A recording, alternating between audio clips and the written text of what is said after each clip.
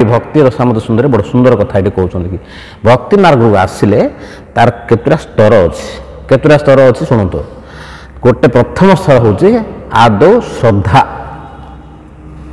प्रथम है श्रद्धा भगवान को भक्ति करने टंका दरकार ना लोक मैंने कहते कि टंका थिले भक्ति हम ना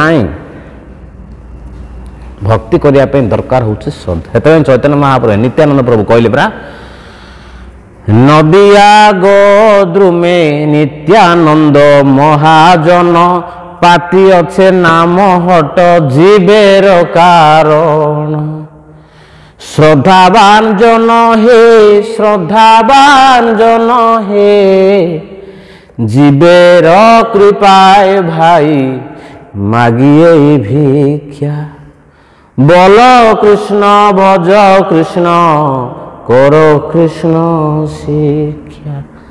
नित्यानंद महाप्रभु गोटे हाट बसई कि हाट नामर हाट बसई ये से कथा कहुई कि कौन मान ना श्रद्धा श्रद्धावान श्रद्धावान जन हे श्रद्धावान जन हे जीवेर कृपाय भाई मागिए भिक्षा बोल कृष्ण भज कृष्ण कर कृष्ण सीख।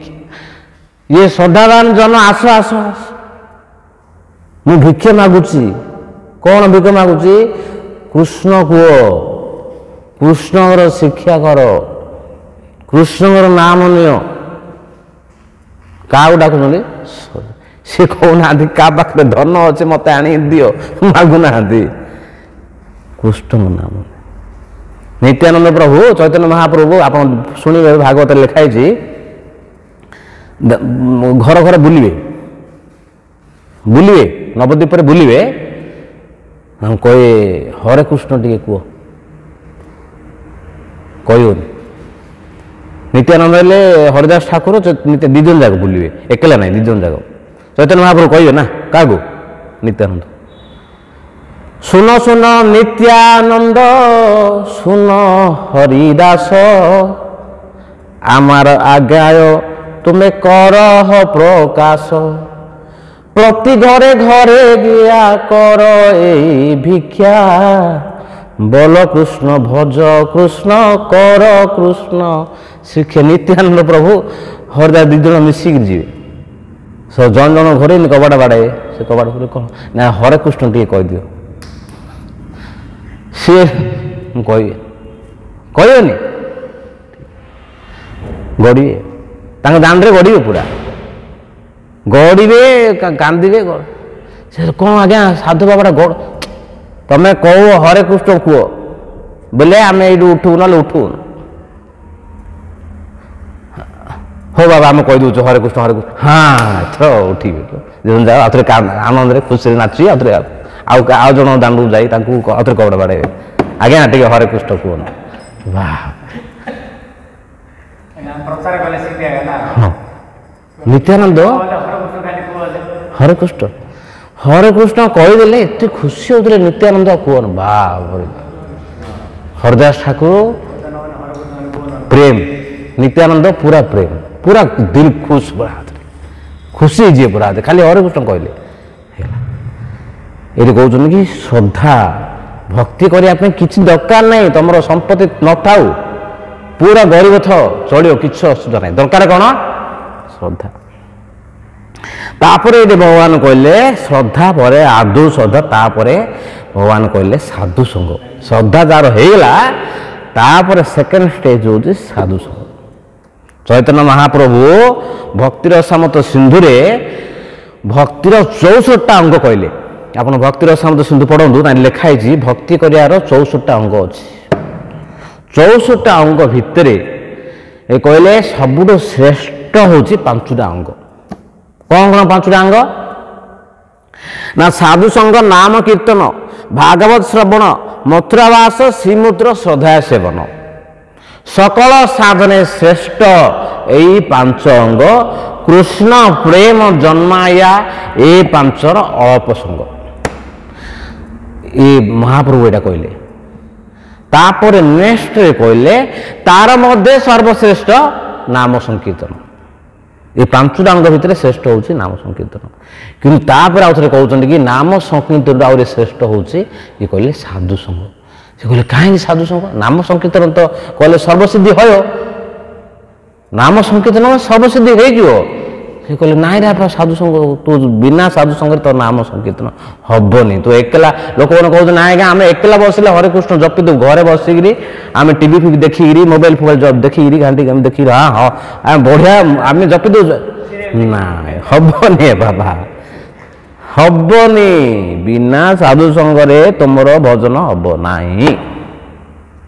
ସେଥିପାଇଁ ପ୍ରଥମେ ରଖିଲେ ସାଧୁସଙ୍ଗ। ସାଧୁସଙ୍ଗ ସାଧୁସଙ୍ଗ ସର୍ବଶାସ୍ତ୍ରରେ କହିବ ଲଭ ମାତ୍ର ସାଧୁସଙ୍ଗ ସର୍ବସିଦ୍ଧି ହୟ। ସେ କହିଲେ ପ୍ରଥମେ ସର୍ବଶ୍ରେଷ୍ଠ ହେଉଛି ସାଧୁସଙ୍ଗ। ସାଧୁସଙ୍ଗ ଯଦି କହିବ ତାହେଲେ ତୁମର ଏ ପାଞ୍ଚଟା ଜାଗା ଅଙ୍ଗ ହେଇଯିବ। ସାଧୁସଙ୍ଗ କଲେ ସାଧୁସଙ୍ଗ ହେଲା, ନାମ କୀର୍ତ୍ତନ ହେଲା। ସାଧୁ ମାନେ କ'ଣ ଏଇଠି ବସିକି କ'ଣ ଖାଲି ପଇସା କ'ଣ ଇଏ ନା କ'ଣ ନାମ କୀର୍ତ୍ତନ କରିବେ। ସାଧୁସଙ୍ଗ ହେଲା ମାନେ ସାଧୁ ମାନେ ସବୁବେଳେ ନାମ କୀର୍ତ୍ତନ କରିବେ। ସାଧୁସଙ୍ଗ ନାମ କୀର୍ତ୍ତନ ହେଲା, ସାଧୁସଙ୍ଗ ହେଇଗଲା, ନାମ କୀର୍ତ୍ତନ ହେଲା। ଭାଗବତ ଶ୍ରବଣ ଦୁଇ ଓଳି ହେଉଛି, ଭାଗବତ ହେଉଛି ସକାଳେ, ସନ୍ଧ୍ୟାବେଳେ ଗୀତା ହେଉଛି, ସକାଳେ ଭାଗବତ। ଭାଗବତ ଶ୍ରବଣ ହେଇଗଲା। ମଥୁରା ବାସ, ମଥୁରା ବାସ କ'ଣ ଯାଇକି ବୃନ୍ଦାବନ ମଥୁରା ବାସ, ସେଇଟା ହେଲା ଗୋଟେ ବାସ। କିନ୍ତୁ ଭଗବାନ କହିଲେ କି ତୀର୍ଥି କୁର୍ବାନ୍ତି ତୀର୍ଥାଣି। ତୀର୍ଥି ମାନେ ଭକ୍ତ, ଭକ୍ତ ଯୋଉଠି ରହିଲା ସେ ଏରିଆଟାକୁ ସେ ତୀର୍ଥ କରିଦେବ। ତ ସେଇଟା ଏକା ମଥୁରା ବାସ। ଯଦି ଖାଲି ସେଇଟା ମଥୁରା ବାସ, ସଂସାରରେ ଲୋକ ମଥୁରା ଯାଇପାରିବେନି। ନିଜର ଘର ଦ୍ୱାରା ଛାଡ଼ିକି ଯାଅ ବୋଲି ଯିବେ କିଏ ଯିବେନି। ଖାଣ୍ଟି ଯୋଉମାନେ ପୁରା ନିଷ୍ଠାବାନ ଲୋକ ସେମାନେ ଯାଇ ସେଠି ରହିବେ। କିନ୍ତୁ ଭଗବାନ କହୁଛନ୍ତି କିଛି ଦରକାର ନାହିଁ, ସମସ୍ତଙ୍କୁ ଯିବା କିଛି ଆବଶ୍ୟକ ନାହିଁ। ସ୍ଥାନ ମାନେ ତୁମେ ଯୋଉଠି ରହୁଛ, ଯୋଉଠି ସାଧୁମାନେ ଭଜନ ସାଧନ କରୁଛନ୍ତି, ଭକ୍ତି କରୁଛନ୍ତି, ସେଇଟା ଆଜ୍ଞା ଅସଲି ସାଧୁସଙ୍ଗ। ଲୋକମାନେ ଯାଉଛନ୍ତି ପଇସା ପତ୍ର ଯାହା ପାଖରେ ବେଶୀ ବେଶୀ ଥିବ ସବୁ ଯାଉଛନ୍ତି ମଥୁରା ବୃନ୍ଦାବନ ସବୁ କାଶୀ ସବୁ ବୁଲି ବୁଲି ବୁଲି ବୁଲି ଆଉଛନ୍ତି। କ'ଣ ଦେଖିଲେ ନା ଆଜ୍ଞା ଯାଇଥିଲୁ, ସେ ସାଧୁ ଲୋକଟା ଆମକୁ ନେଇଥିଲା ବୁଲିବାକୁ। ହେଲା କ'ଣ ନା ସେଠି ଦେଖ ଏଇଟା ହେଉଛି ଶ୍ୟାମ କୁଣ୍ଡ, ଏଇଟା ହେଉଛି ରାଧାକୁଣ୍ଡ। ହେ ଅବସ୍ଥା, 10,000 ଟଙ୍କା ତମେ ନେଇଗଲ, ଏଇଟାକୁ ଦେଖିବାକୁ ଆଣିଛ କିଏ? ଆମ ଗାଁରେ ଏମିତି ଆର 5ଟା ବନ୍ଧ ଅଛି ଆଜ୍ଞା, 5ଟା ବନ୍ଧ ଅଛି। ସେ ବନ୍ଧ ଯାକୁ ଦେଖିବାକୁ ଆଣିଛ କି ତମେ? ଏଇଟାକୁ ଦେଖିବାକୁ ଆଣିଛ ତମେ? କ'ଣ ଲାଭ ହେଲା ତମେ ଯାଇକିରି ବୃନ୍ଦାବନ ମଥୁରା କାଶୀ? କିଛି ମିଳିଲାନି, ଖାଲି ଅପରାଧ ଖଣ୍ଡେ କରିଧରି ଆଇଲ। ତ ସେଠି ଭଗବାନ କହୁଛନ୍ତି କି ସାଧୁସଙ୍ଗ ଦ୍ୱାରା ଏଠି ଭଗବାନ କହିଲେ ତମ ମଥୁରା ବାସ ହେଲେ ହେଇଯାଉଛି। ତାପରେ ଶ୍ରୀମୂର୍ତ୍ତିର ଶ୍ରଦ୍ଧା ସେବନ, ଏଠି ପ୍ରଭୁ କେତେ ସୁନ୍ଦର ରାତି ପାଇଲେ ଦେଖନ୍ତୁ। ଆମର ଅନ୍ୟ ମନ୍ଦିର ଦେଖନ୍ତୁ, ଆମର ଇସ୍କନ ମନ୍ଦିର ଦେଖନ୍ତୁ, ଡେଲି ଡ୍ରେସ୍ ଚେଞ୍ଜ ହେଉଛି, ଡେଲି ଶୃଙ୍ଗାର ହେଉଛି, ସୁନ୍ଦର ସୁନ୍ଦର ବେଶ କରାହେଉଛି, ସୁନ୍ଦର ସୁନ୍ଦର ସବୁ ଇଏ ବିଚିତ୍ର ରୂପ କରାହେଉଛି ଡେଲି। ହେଲେ କିଏ କହିବ ଆଜ୍ଞା ସିଏ ଲୋକ ସିନା ଯାଇକିରି ଶୃଙ୍ଗାର କରୁଛି, ଡ୍ରେସିଂ କରୁଛି, ନାଇଁ ତମର ହେଲେ ହେଇଯାଉଛି। କେମିତି? ତମେ ଆସିଲେ ଟିକେ କୀର୍ତ୍ତନ କଲ, ସେବା ହେଇଗଲା, କାହାର ବିଗ୍ରହ ସେବା ହେଇଗଲା ତମର, ହେଲେ ତମେ କୀର୍ତ୍ତନ କଲ ଭଗବାନଙ୍କ ଆଗରେ ହେଇଗଲା। ହେଲେ ଭଗବାନ ଏଠି କହିଲେ କ'ଣ ସାଧୁସଙ୍ଗ ବି ହେଇଯାଉଛି। ସେ ସାଧୁସଙ୍ଗ କଲେ ଶ୍ରୀମୂର୍ତ୍ତିର ଶ୍ରଦ୍ଧା ସେବନ ବି ହେଇଯାଉଛି। ତେଣୁ ସବୁଠୁ ଶ୍ରେଷ୍ଠ ହେଉଛି ସାଧୁସଙ୍ଗ। ଆଦୌ ଶ୍ରଦ୍ଧା ତାପରେ ସାଧୁସଙ୍ଗ। ହେଲେ ସାଧୁସଙ୍ଗ କଲେ କ'ଣ ହେବ? ସାଧୁମାନେ ଯିଏ ସାଧୁସଙ୍ଗ କରିବ, ସାଧୁମାନଙ୍କର କାମ ହେଲା ଲୋକଙ୍କୁ ଭଜନରେ ଲଗେଇବେ, ଭଗବାନ ଭକ୍ତିରେ ଲଗେଇବେ, ଭଜନରେ ଲଗେଇବେ। ସେ ଭଜନ କରିବ। ସାଧୁମାନେ ଲୋକଙ୍କୁ ଅନ୍ୟ ସେବାରେ ଲଗେଇବେନି। ଯିଏ ପ୍ରକୃତ ସାଧୁ ସେ ଭଜନରେ ଲଗେଇବ, କାହିଁକିନା ତାର କଲ୍ୟାଣ ଭଜନରେ, ଲୋକଙ୍କର କଲ୍ୟାଣ ହେବ ଭଜନରେ, ଭଗବାନ ଭକ୍ତିରେ ଭଜନରେ କଲ୍ୟାଣ ହେବ। ସାଧୁମାନେ ଲୋକଙ୍କୁ ଭଜନ, ଭଜନ କ୍ରିୟା ହେବ।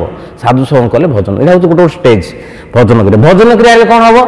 ତାହେଲେ ଲାଷ୍ଟକୁ ଲେଖେ ଅନର୍ଥ ନିବୃତ୍ତି। ଆମ ଭିତରେ ଯେତେ ସବୁ ଅନର୍ଥ ଅଛି, କେଉଁ ଅନାଦି କାଳରୁ ସେ ଭର୍ତ୍ତି ହେଇକି ଅଛି, କେତେ ଜନ୍ମରୁ ସେ ଭର୍ତ୍ତି ଅଛି, ଧୀରେ ଧୀରେ ଧୀରେ ଧୀରେ ଧୀରେ ଧୀରେ ସେଗୁଡ଼ା ସବୁ ଅନର୍ଥ ଯା ଗୋଟେ ଗୋଟେ ଗୋଟେ ଗୋଟେ ଗୋଟେ ଶୁଭିଯିବ। ତାପରେ କ'ଣ ହେବ ନା ଅନର୍ଥ ନିବୃତ୍ତି ସରିଲା ପରେ ନିଷ୍ଠା ଆସିବ। ନିଷ୍ଠା ଆସିବ, ତମକୁ ଭଲ ଲାଗିବନି। ଆଜି ଯଦି ତମେ ଭାଗବତ ଶୁଣିଥିବ, କାଲିକି ତମେ ମୁଁ ଆଜି ଶୁଣିପାରିଲିନି, ମନଟା ଖରାପ ଲାଗିବ। ଆଜି ତମେ 16 ମାଳ ଜପି ଦିଅ, କାଲିକୁ ନ ଜପିବ, କି ଦିନଟା ଗଲା, ଆଜି 16 ମାଳ ଜପି ପାରିଲିନି, এটা হচ্ছে নিষ্ঠা। ନିଷ୍ଠା ପଳେଇ ଆସିବ। ନିଷ୍ଠା ପରେ କ'ଣ ହେଉଛି ନା ରୁଚି। ତୁମ ଭଗବାନଙ୍କ କଥା ହେଲା ମାନେ ତୁମେ କେଉଁଠି ଥିଲେ ପଳେଇବ।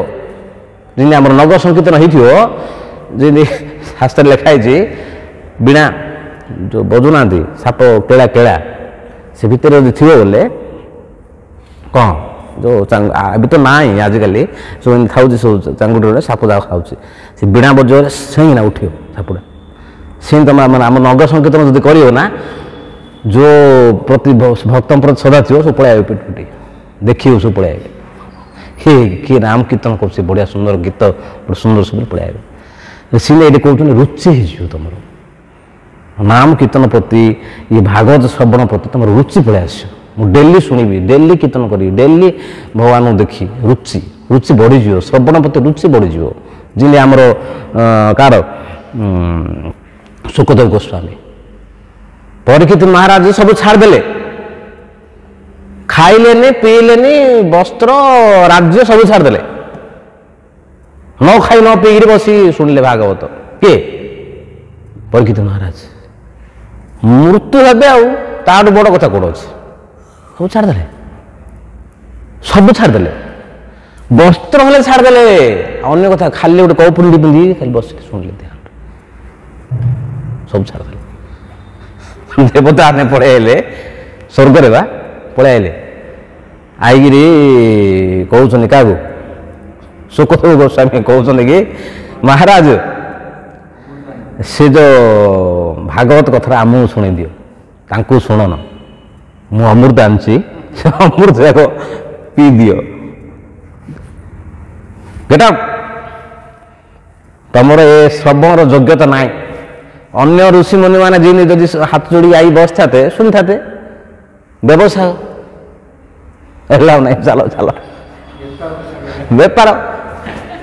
ସୁଖଦେବ ଗୋସ୍ୱାମୀ କହିଲେ ଏଠି ଭାଗବତକୁ ବେପାର କଲେ ହେବ ନାହିଁ, ଭାର ଏଇ ଭିତରୁ ଏଲାଉ କଲେ। ହେଲେ ମୋର କହିବାର ଅର୍ଥ କ'ଣ? ରୁଚି ପଳେଇ ଆସିବ। ତାପରେ ଏଠି କହିଲେ ରୁଚି ହେଲା ପରେ ଆସକ୍ତି, ତାପରେ ଭାବ, ତାପରେ ପ୍ରେମ, ଲାଷ୍ଟ ହେଉଛି ପ୍ରେମ। ଇଏ ଭାବ ଆସିବାଟା ମାନେ ଭଗବାନଙ୍କ କଥା ତୁମେ ଶୁଣୁଥିବ, ଶୁଣି ଶୁଣି ଶୁଣି ଶୁଣି ତୁମର ଆଖିରୁ ଲୁହ ବାହାରି ପଡ଼ିବ। ମାନେ ଏଇଟା କହୁଛନ୍ତି ଶାସ୍ତ୍ର ଲେଖା ଏଇଟା କିଛି ମେକାନିକାଲ ହେବନି, ମେକାନିକାଲ ନାହିଁ। ଭଗବାନଙ୍କର ଭକ୍ତିଟା ମେକାନିକାଲ ନାହିଁ। ମେକାନିକାଲ ହେଲେ ମୁଁ ଛୋଟ ଗୋଟେ ଉଦାହରଣ ଦେଲେ ବୁଝିପାରିବେ। ଯେମିତି ଗୋଟେ ଉଦାହରଣକୁ, ହରିଦାସ ଠାକୁର କ'ଣ କଲେ, ଯେତେବେଳେ ଏଇଠି ଥିଲେ କୋଉଠି ଆମର 3 ଲକ୍ଷ ନାମ ଜପ କରୁଥିଲେ, ସେଇଠି ପଳେଇ ଆସିଲେ, ସେ ଅଦ୍ୱୈତ ଆଚାର୍ଯ୍ୟର ଗାଁ ପାଖକୁ ପଳେଇ ଆସିଲେ। ଆସିବା ସମୟରେ କ'ଣ ହେଇଛି ନା, ବାଟରେ ଗୋଟେ ଲୋକ ସାପ ଖେଳଉଛି, କେଳାଟା ସାପ ଖେଳଉଛି। ସେ ସାପ ଖେଳଉଛି, ସିଏ ବଡ଼ ସୁନ୍ଦର ଭାବରେ ଗୀତ ଗାଉଛି।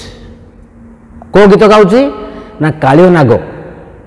କାଳିଅ ନାଗ ଉପରେ ଭଗବାନ କୃଷ୍ଣ ଯେଉଁ ନାଚ କରୁଛନ୍ତି, ତ୍ରିଭଙ୍ଗୀ ଠାଣିରେ ନାଚ କରୁଛନ୍ତି, ମାନେ କାଳିଅ ନାଗ ଉପରେ ଯେଉଁ ଅନନ୍ତ ନାଗ, 1000ଟା ମୁଖ କାଳିଅ ନାଗ ଉପରେ, ସେ ଏ ମୁଣ୍ଡ ଉପରେ ପକାଉଛନ୍ତି, ସେ ମୁଣ୍ଡ ଉପରେ, ମାନେ ଏତେ ସ୍ପିଡ଼ରେ ନାଚୁଛନ୍ତି କୃଷ୍ଣ କୁହନ୍ତୁନି। ଏ ମାନେ ପୁରା ସବୁ ଯାକ କାଳିଅର ମୁଣ୍ଡ ଉପରେ ନାଚ କରୁଛନ୍ତି, ଫଟଫଟ ଫଟଫଟ। ଆଉ କୃଷ୍ଣ ସେ ଉପରେ ସବୁ ଦେବତା ମାନେ ସବୁ ବାଜା ଫାଜା ବଜାଉଛନ୍ତି, କିଏ ତୁରୀ ବଜାଉଛି, କିଏ ଫୁଲ ବର୍ଷା କରୁଛି, କି ଏ ସବୁକୁ ମାନେ ରାଗକୁ ଲଗେଇକିରି ସେ ବଡ଼ ସୁନ୍ଦର ଭାବରେ ଗୀତ ଗାଉଛି। ସେ ଗୀତ ଯେମିତି ଶୁଣିଲେ କିଏ? ହରିଦାସ ଠାକୁର ମୂର୍ଚ୍ଛା ହେଲେ। କୃଷ୍ଣଙ୍କର ଲୀଳା, ମୂର୍ଚ୍ଛା ସାଙ୍ଗେ ସାଙ୍ଗେ ମୂର୍ଚ୍ଛା ହେଲେ। ମୂର୍ଚ୍ଛା ଯେମିତି ହେଇଲେ, ଯେତେ ଲୋକ ଥିଲେ କୁଢ଼ ହେଇଗଲେ, ସବୁ କୁଢ଼ ହେଇକିରି ସବୁ ତାଳି ବଜାଇଲେ, ତାଙ୍କ ଭାବରେ ବିଭୋର ହେଇଗଲେ। ବିଭୋର ହେଇକିରି ସବୁ କାନ୍ଦିଲେ।